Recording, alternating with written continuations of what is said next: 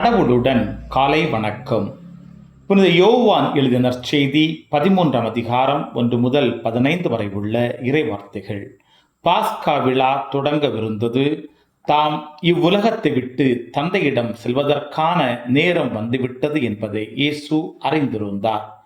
உலகில் வாழ்ந்த தமக்குரியோர் மேல் அன்பு கொண்டிருந்த அவர் அவர்கள் மேல் இறுதி வரையும் அன்பு செலுத்தினார். இயேசுவை காட்டிக் கொடுக்கும் எண்ணத்தை அலகை சீமோனின் மகனாகிய யூதாஸ் இஸ்காரியோத்தின் உள்ளத்தில் எழச் செய்திருந்தது. இரவு உணவு வேளையில் தந்தை அனைத்தையும் தம் கையில் ஒப்படைத்துள்ளார் என்பதையும், தாம் கடவுளிடமிருந்து வந்தது போல் அவரிடமே திரும்பிச் செல்ல வேண்டும் என்பதையும் அறிந்தவராய் இயேசு பந்தியிலிருந்து எழுந்து தம் மேலுடையை சுழற்றி வைத்துவிட்டு ஒரு துண்டை எடுத்து இடுப்பில் கட்டிக்கொண்டார். பின்னர் ஒரு குவளையில் தண்ணீர் எடுத்து சீடருடைய காலடிகளை கழுவி இடுப்பில் கட்டியிருந்த துண்டால் துடைக்கத் தொடங்கினார். சீமோன் பேதுருவிடம் இயேசு வந்தபோது அவர், ஆண்டவரே, நீரா என் காலடிகளை கழுவப் போகிறீர் என்று கேட்டார்.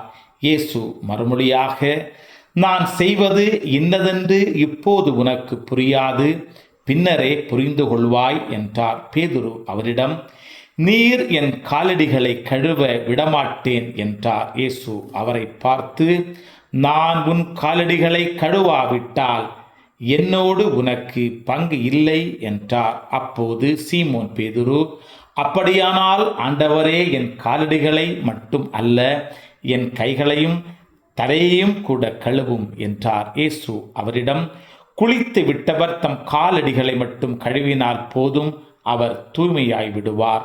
நீங்களும் தூய்மையாய் இருக்கிறீர்கள், ஆனாலும் அனைவரும் தூய்மையாய் இல்லை என்றார். தம்மை காட்டிக் கொடுப்பவன் எவன் என்று அவருக்கு ஏற்கனவே தெரிந்திருந்தது. எனவேதான் உங்களுள் அனைவரும் தூய்மையாய் இல்லை என்றார். அவர்களுடைய காலடிகளை கழுவிய பின் இயேசு தம் மேலுடையை அணிந்து கொண்டு மீண்டும் பந்தியில் அமர்ந்து அவர்களிடம் கூறியது, நான் உங்களுக்கு செய்தது என்னவென்று உங்களுக்கு புரிகிறதா? நீங்கள் என்னை போதகர் என்றும் ஆண்டவர் என்றும் அழைக்கிறீர்கள். நீங்கள் அவ்வாறு கூப்பிடுவது முறையே. நான் போதகர்தான், ஆண்டவர்தான். ஆகவே ஆண்டவரும் போதகருமான நான் உங்கள் காலடிகளை கழுவினேன் என்றால் நீங்களும் ஒருவர் மற்றவருடைய காலடிகளை கழுவ கடமைப்பட்டிருக்கிறீர்கள். நான் செய்தது போல நீங்களும் செய்யுமாறு நான் உங்களுக்கு முன்மாதிரி காட்டினேன் என்றார். கிறிஸ்துவின் நற்செய்தி. இந்த நாள் இனிய நாளாக அமைய வாழ்த்துக்கள்.